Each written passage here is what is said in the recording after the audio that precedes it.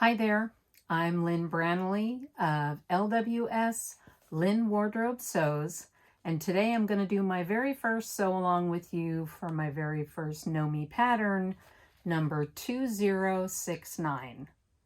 We're going to start with view A, which is this top, and then go on to the pants in a separate video. So let's get into it. For this first video, we are going to do view A, which is the top here of 2069. And a couple things to point out. I am the co-owner of Sewn Adaptive, and so I try to have all of my designs have an adaptive element to them.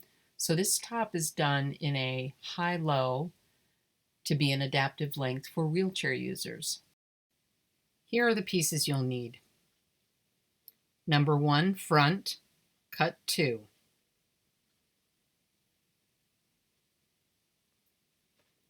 Number 2, middle front, cut 2.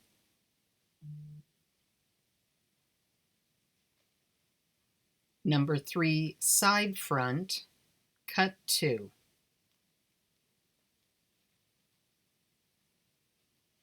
Number 4, back, cut 1 on the fold.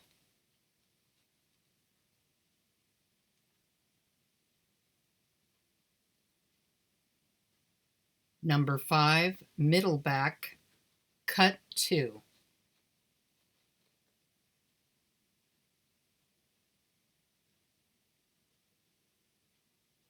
Number 6, side back, cut 2.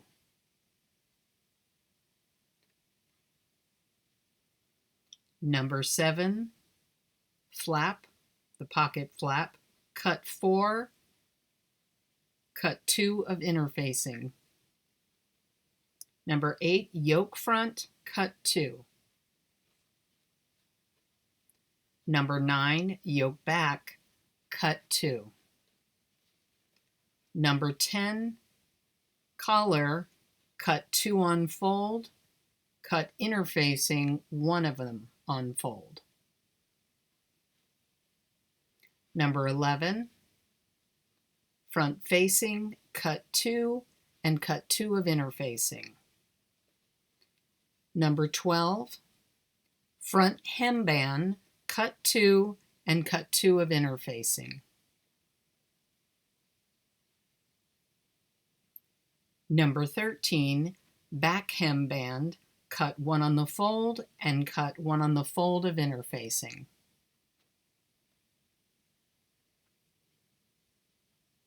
Number 14 is your sleeves, cut 2.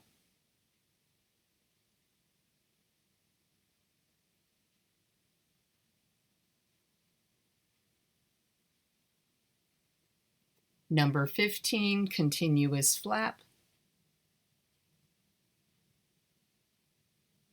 cut 2. And number 16 are your cuffs, cut 2 and cut 2 of interfacing. The continuous flap is on the bias. Clip all your notches and transfer your markings. There are multiple weights of fabric suggested. I did the front cover pattern out of denim. So I used a substantial top stitching thread as a contrast color. If you're sewing on a home machine, you're going to want to use a denim needle. And I suggest also using a top stitching thread needle. You'll have more success that way. For this sew along, I'll be sewing mine out of chambray on an industrial machine. This is the top stitch thread I will use. The notions that you will need for this project are 10 5/8 button. On your front pieces, you're going to stay stitch the single notched edge, but I also suggest stay stitching the center front edge as well so that it stays straight as you work on your project. So I stay stitched the center front as well as the single notch side that the pattern calls for. So the front and the middle front single notch side together. 5/8 seam allowance both sides.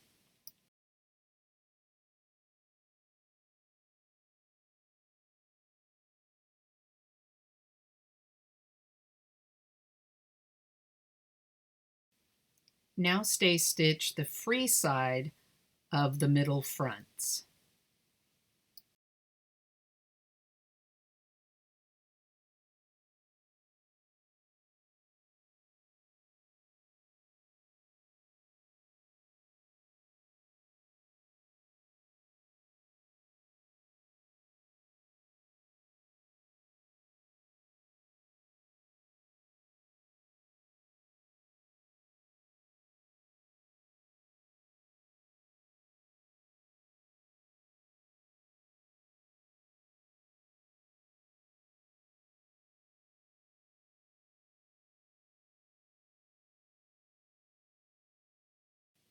Now right sides together, sew side front number 3 to the edge of middle front number 2. 5/8 seam allowance, both sides.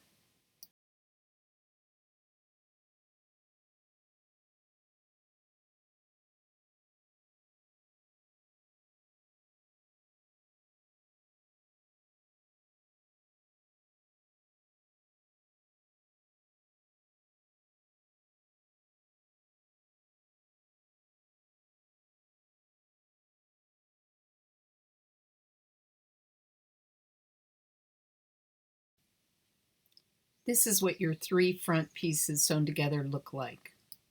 After I sew them together, I overlock the seam allowances and then I press those seams forward. Now I change my top stitching thread on my machine, and I'm going to sew 2 rows on each seam. I'm going to start with a 1/16 of an inch from the seam all the way down on all the seams, and then I'll come back and do another one at a 1/4 inch.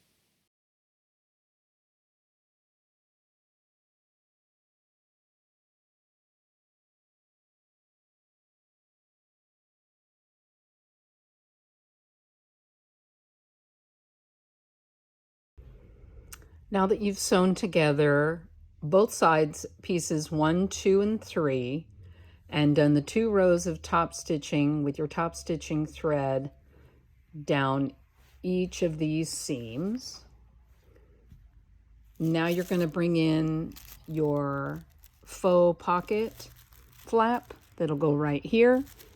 So take these pieces, sew them right sides together, turn it out, press, and do 1 row of top stitching around the edge.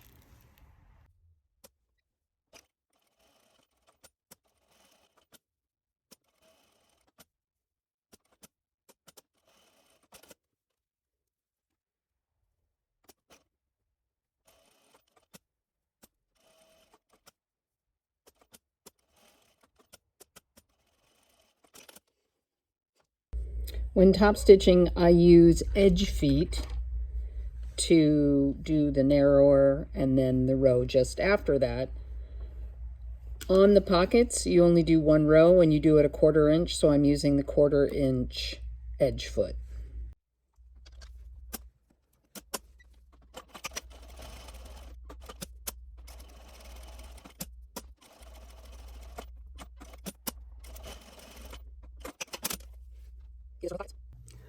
Now line up the faux pocket flaps that we just did, and you're going to baste across the top to hold them in place. Line them up with the markings that you did.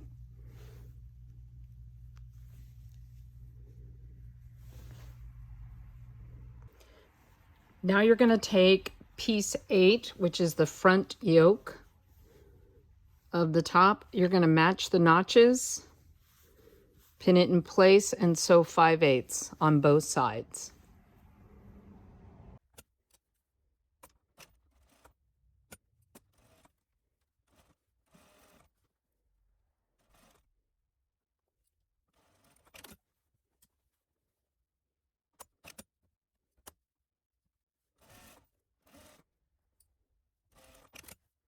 You'll press this yoke piece up, and then you'll do the 2 rows of top stitching across the bottom of the yoke. You're going to top stitch 2 rows at the top of the front yoke, one at a 1/16 and another at a 1/4. Do both sides.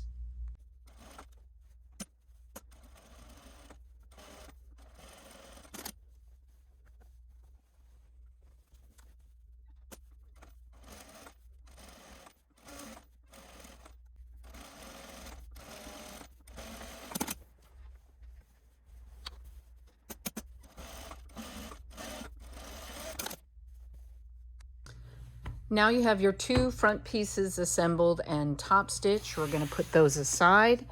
And now we're going to start working on the back. This is the very center back piece, piece number 4. You are going to stay stitch on both sides.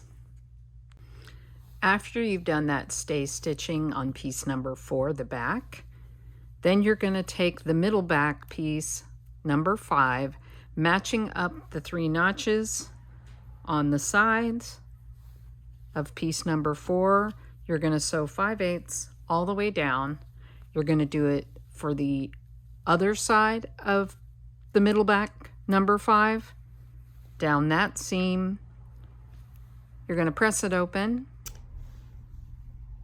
Okay, so you've now sewn the 2 middle back pieces, number 5 to number 4, and you stay stitch the outer edge.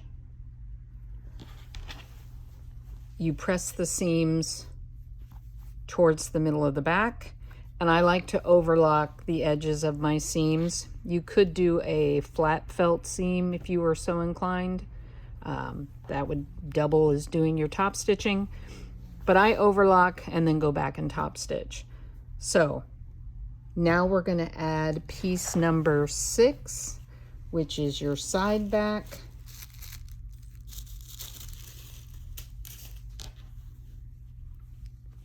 Matching the notches on both sides.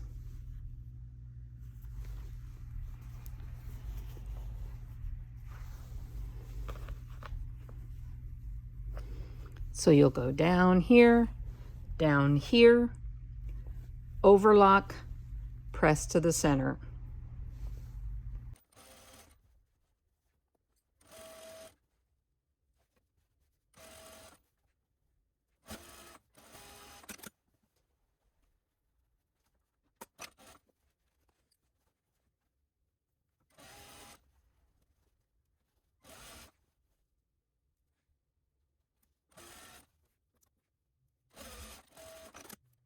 So now your back pieces are assembled, starting with 4, 5, and 6.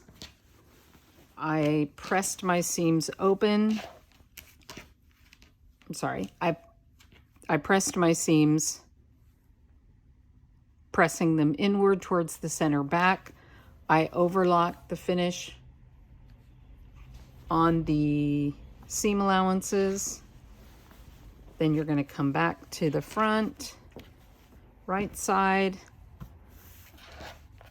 and you're going to do your top stitching. The pattern calls for just 1 row of top stitching. I like to do 2 rows to sort of mimic denim, even though I'm using the chambray. So I'm going to do 2 rows, 1/16 of an inch, and then 1/4 of an inch on all of these seams. So you can go do that.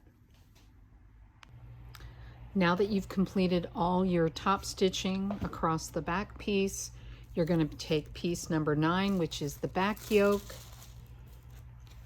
and you're going to take one of them and you're going to do right sides together, matching the notches. You're going to sew 5/8 all the way across. So now you've sewn the back yoke to the right side of the back piece. Now you're going to turn it over, and the back yoke facing, just like you did on the front, you're going to line up the notches. You're also going to press up the shoulder seams, and then you're going to attach it right at the same place This will give you kind of a sandwich.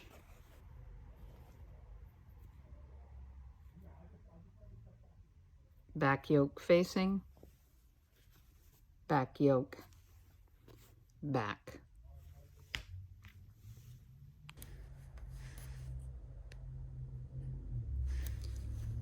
So now you're just going to baste the back yoke facing to the seam allowance of the back and the back yoke.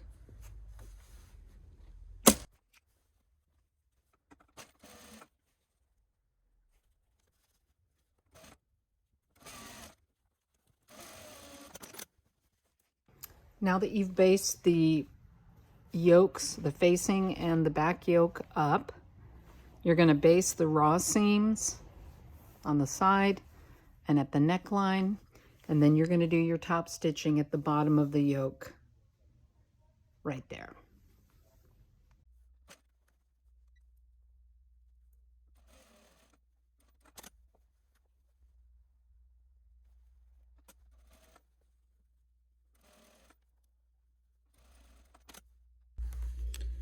You're leaving these open. This is the back facing with the seam pressed up.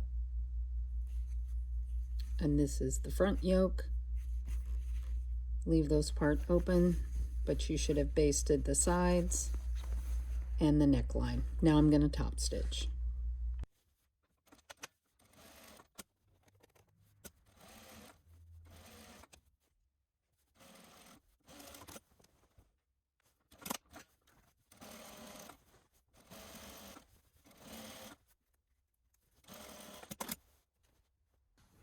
Now we're going to take our finished front piece to our finished back piece, and we're going to pin the shoulder seams matching the notches, keeping clear of the yoke facing that we've turned under, and you're going to stitch 5/8 across on both sides. Now that you've sewn the shoulder seams together, keeping the yoke facing clear, you're going to fold that seam allowance to the inside, and you're going to slip stitch across the top, and the same for the other side. So now that you've done the stay stitching, right sides together, you're going to line up the side seams matching the notches, and you're going to do 5/8 all the way down on both sides. So now I've sewn the side seams together. This is the time in my project making that I'll usually go try it on and see if it fits the way I want it to. Pinning your center fronts, how they'll lap over, and then if you want it a little bit more fitted, you can take it out through this side seam. So I try it on, pin out any that I need to take out, and then I sew it and then overlock the edges. And then the next thing I do is you stay stitch the bottom edge of the entire garment. And one little tip, I guess, is whenever there's a curve in your fabric and things are off grain because there's a curve, you always want to stay stitch curves. Curves will grow because they're off grain unless you stay stitch. So things like necklines and this kind of a rounded hem has to be stay stitched so that it stays the same size until you're ready to put the facing or hem to it. So now we're going to assemble the hem band with piece 13, which is the back hem band, and piece 12, which is the front hem band. And you are going to match the markings of the front to the back, and your little marks that you put off the pattern, and you're going to match up the notch, and you're going to sew across here, and then this gets pressed up and looks like that.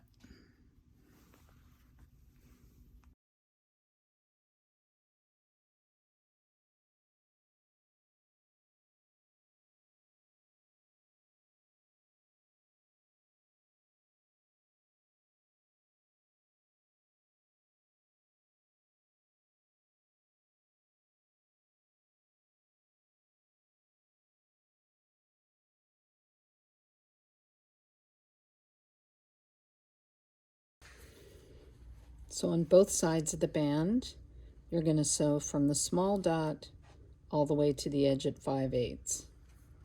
Do this on both sides.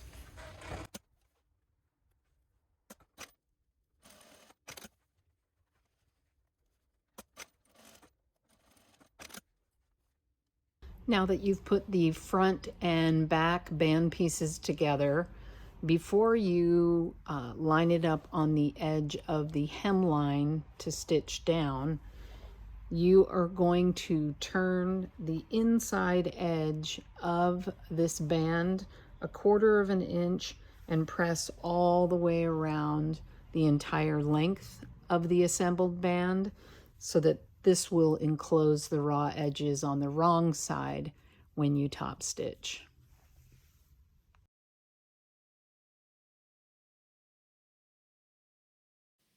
So the hem band to the bottom of the garment, 5/8 inch all the way around.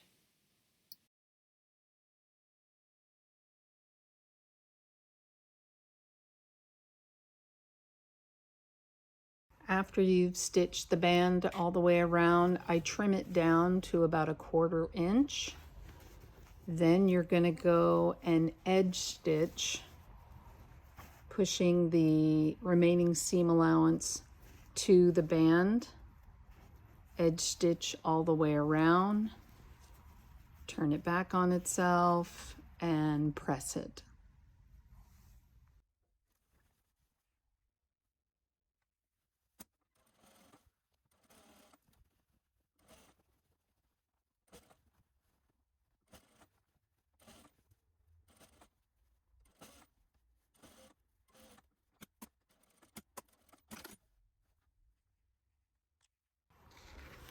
So now I have sewn the band on, I have edge stitched and pressed it to the wrong side of the garment.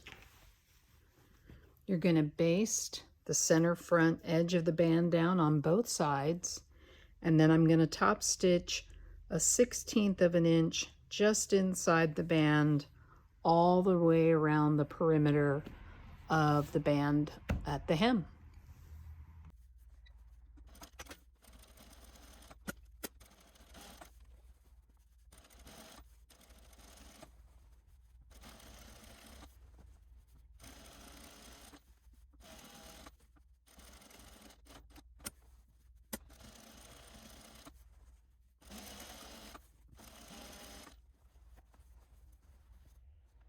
Now we're going to add the front facing to the front of our top on both sides. So you have these two pieces. There is a dot where the stitching will start and go out to the corner there and then all the way down. You can either finish the edge of the facing by turning it, pressing it, and stitching it down. I just overlocked it, but you'll want to clean up that edge before you apply it. You're also going to fold down the top shoulder edge and press 5/8 as well as at the bottom. And then we will line these pieces up, matching that dot.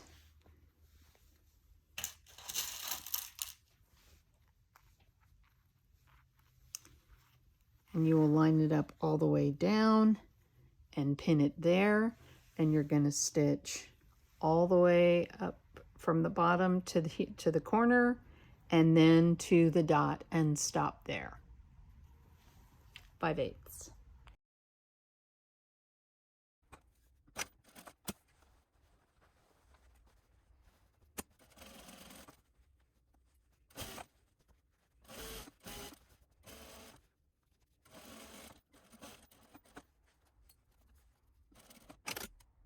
on both sides of this front facing, you're going to clip to that large dot at the top.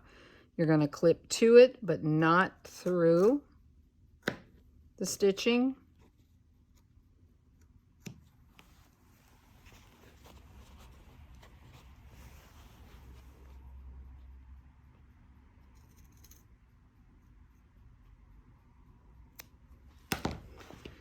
And then, like we did at the bottom band, we're going to edge stitch the seam allowance to the facing.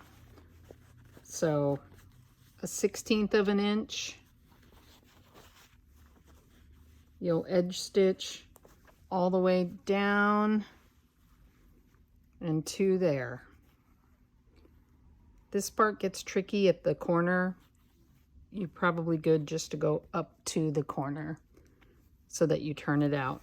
When you turn it wrong sides together, you'll press it, and then you're going to tack the bottom of the facing to the hem, hand stitched, as well as the shoulder seam. The top of the facing, hand stitched to the shoulder seam once it's turned to the wrong side and pressed. So now that you've slip stitched the top of your front facing to the shoulder seam, and the same with the bottom of the front facing to the hem band, you're going to stay stitch from the shoulder seam to right where you made that clip through all the layers so that we'll be ready to add the collar.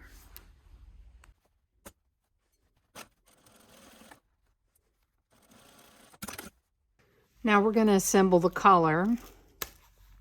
So you cut 2 of the collar pieces. Number 10, the interfaced piece, you're going to turn up a 1/2 inch, and then right sides together, you're going to lay them on top of one another, matching up the large dot that you marked on the pattern. And you'll line those all up.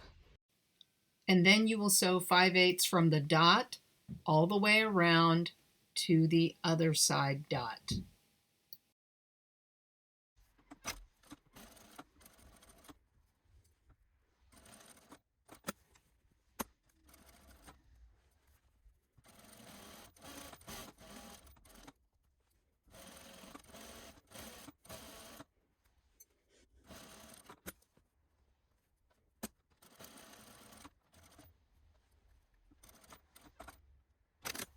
Now you're going to trim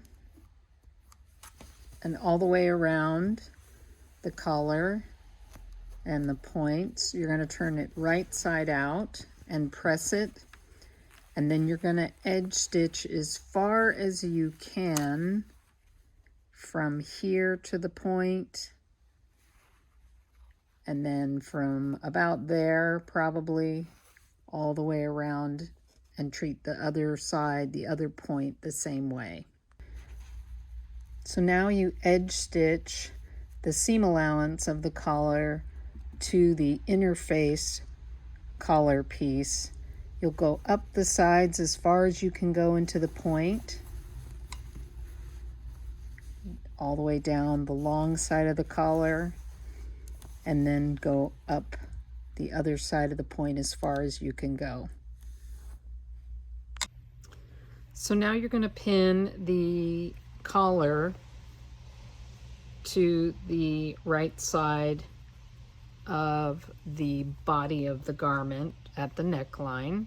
You're going to match all the dots, the large dot that was here at the front, the dot that is at the shoulder seams on both sides. I put one at the center, and then again over here at the large dot. If while sewing this doesn't match up, or you're worried that it doesn't match up, you can clip to the stay stitching and give yourself a little more room that way, but it fits pretty good.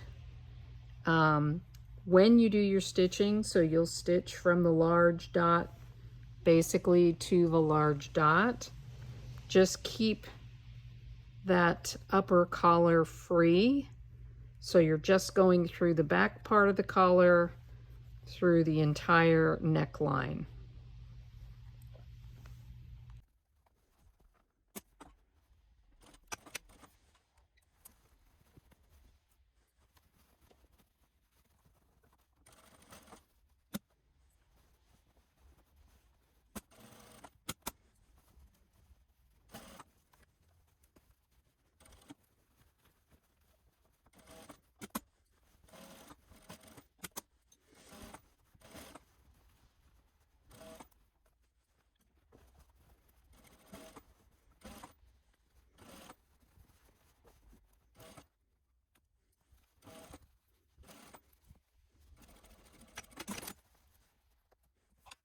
So now my collar is sewn on the back, and the top part of the collar that we left free is now pinned down over that seam where we attached it.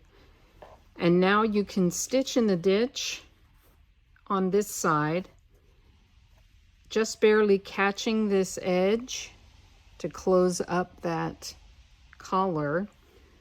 What I'm going to do is I'm actually going to top stitch with the contrast top stitch on my collar. So I'm going to just do this all the way around.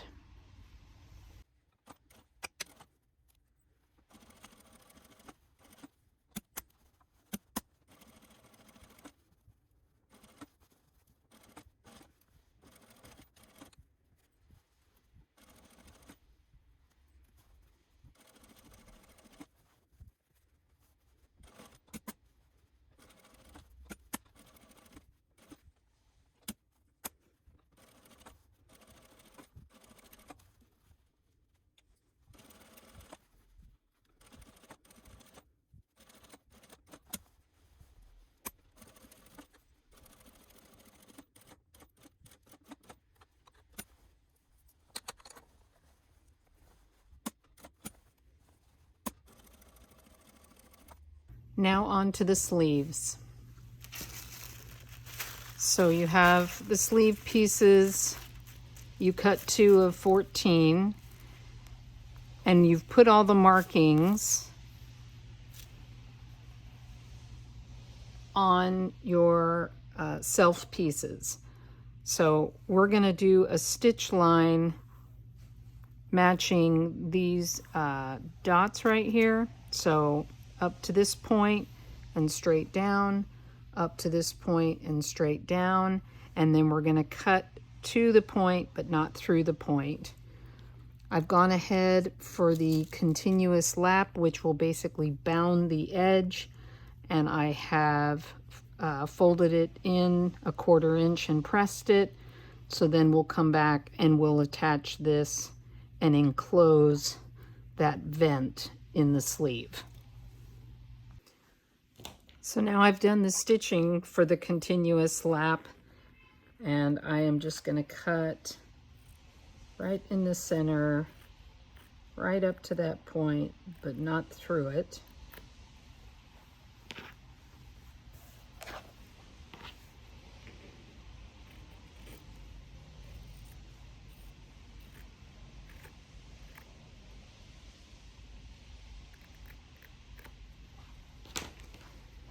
And then I'm going to take the continuous lap and I'm going to start at this end, and I'm going to stitch a 1/4 of an inch to that point. You can open it up and then go down the other side. Because it's on the bias, it could kind of grow and stretch, so just be mindful of your easing as you go. And then you do the other side. So right sides together,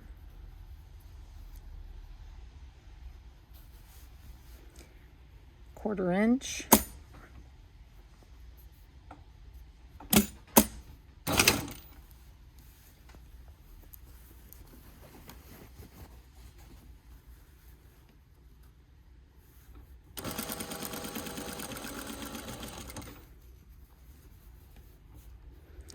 All the way to the point. And then you're going to flip it around. I like to pull that kind of straight back so it kind of has, it's like you're sewing a straight line, but you're going over that point.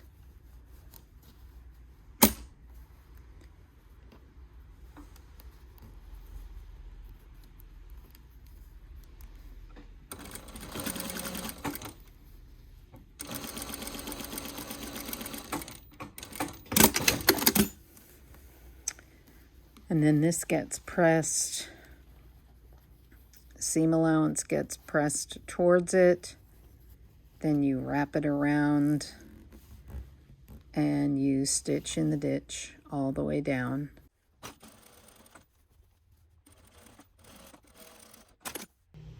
So at the top of the cap of the sleeve, we're going to make these pleats to either side of the center point.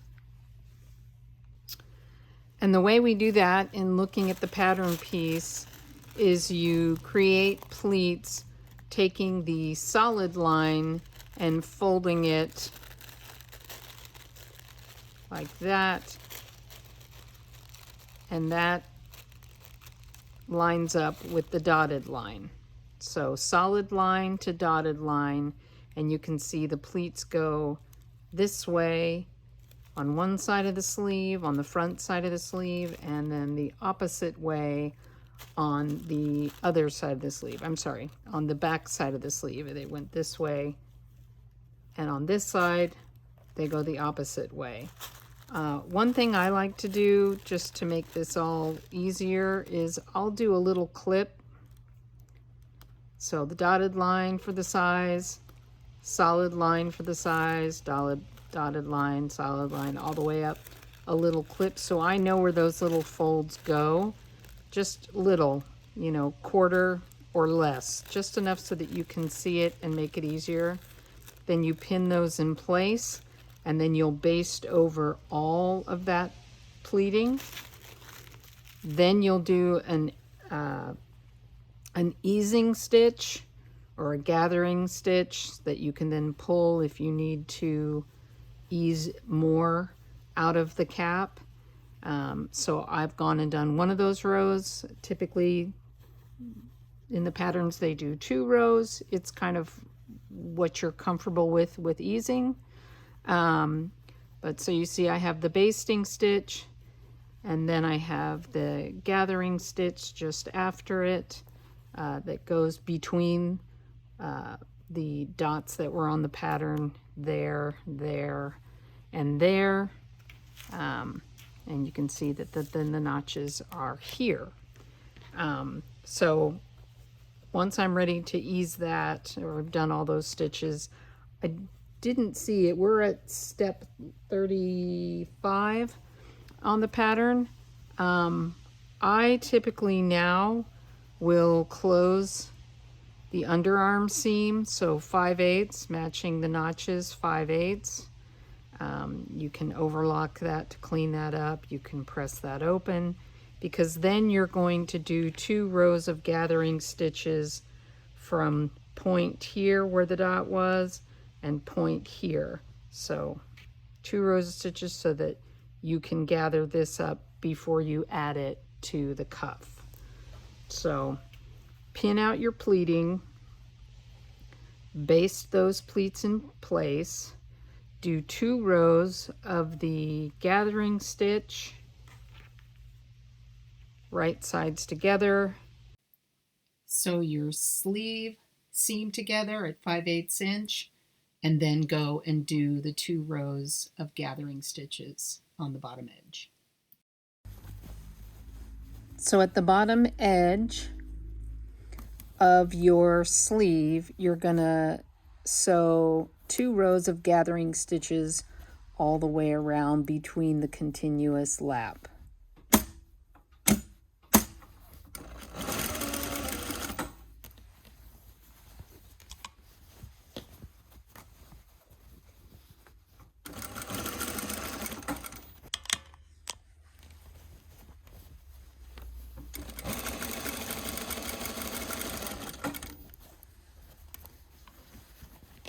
And you're going to do these 2 gathering rows just to the right of your, what will be your stitch line at 5/8.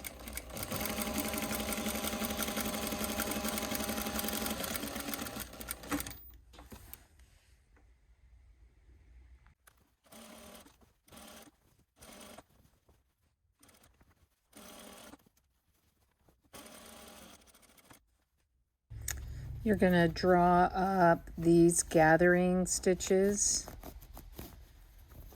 all the way around until the finished circumference is the length of your cuff minus the seam allowance. Now you're going to take your cuff pieces. You should have done all the markings on them. And on the unnotched side, so the notched side is here, on the unnotched side, you're going to fold it up 5/8 and press it. And then with the gathered bottom edge of the sleeve that you just did, you're going to pin the cuff at those dots, adjusting the gathers all the way around, and you're going to sew 5/8 through the edge of the cuff, through the gathers, all the way around.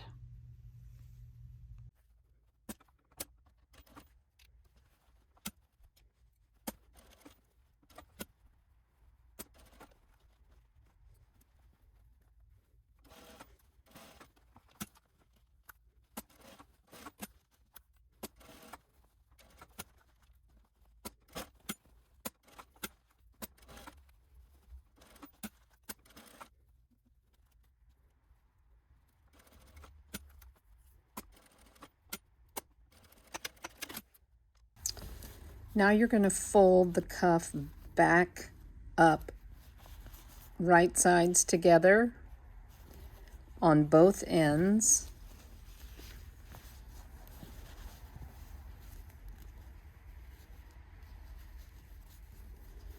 Having the gathering and the seam allowance face down. So you'll line those up. And you're going to sew right along the edge of the continuous lap.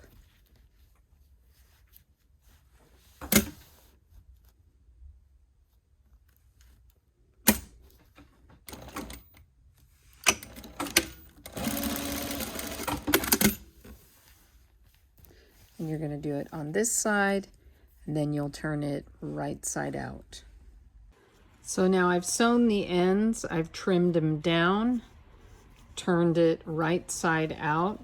This is the inside.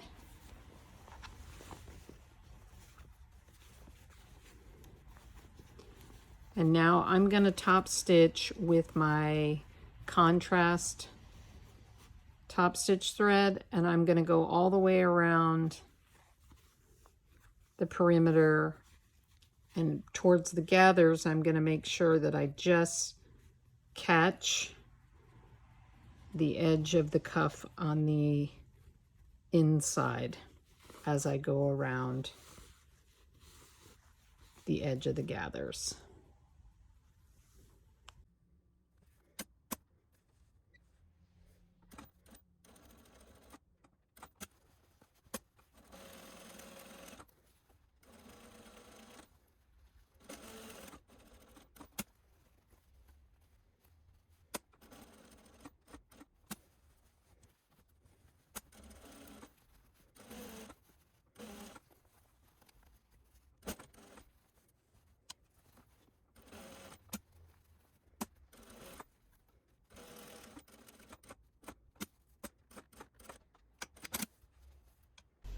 Now you're going to set the sleeve in. So right sides together, you put your sleeve through the armhole, matching up the underarm seams, the notches, and the dots that you marked. You'll manipulate your easing if need be,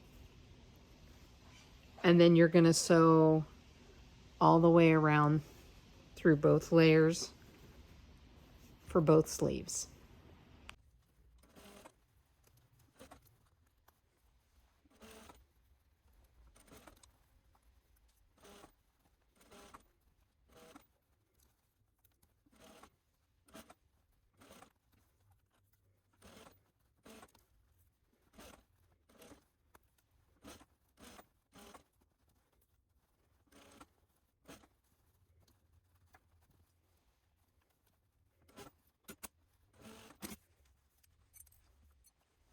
So now I'll take this to my overlocker and I'll just overlock all of this since the chambray frays so much.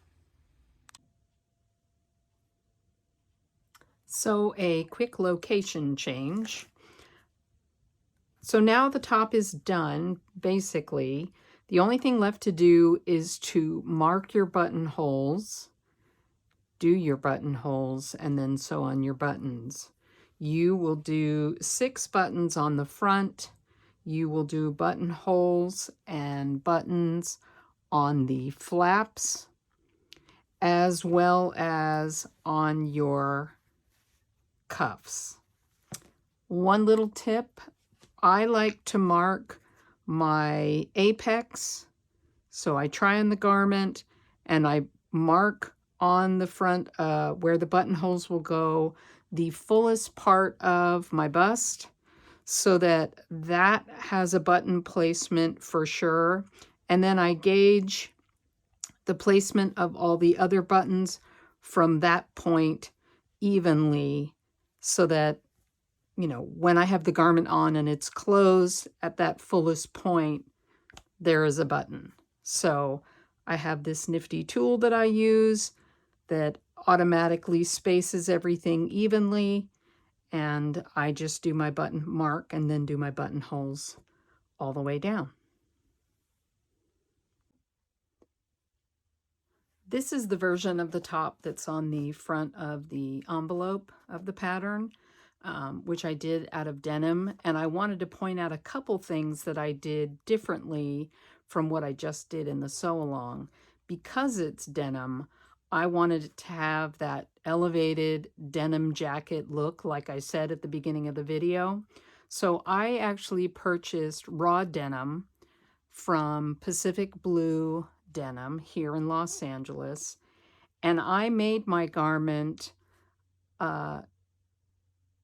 unwashed. So I used the raw denim, and I did a size that I knew would be slightly bigger before washing, and then washing would be the fit that I want. I'm going to add a link. My business partner Alex has done a tutorial on how to determine shrinkage, especially on denim.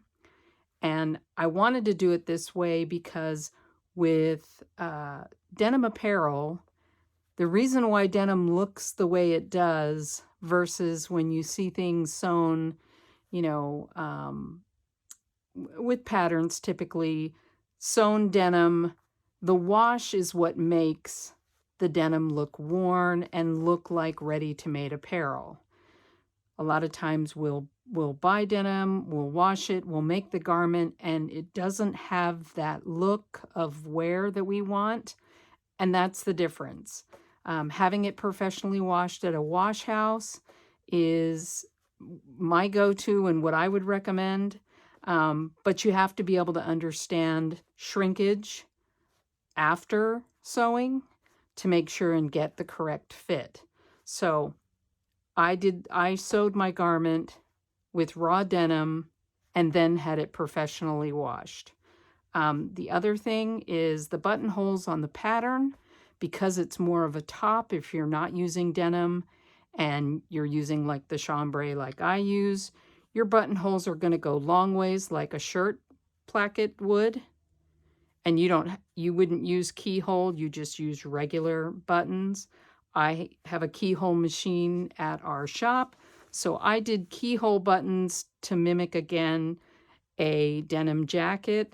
I also added top stitching my facing from that point all the way up to the shoulder, again mimicking what a denim jacket would have versus the chambray look, which is more of a top.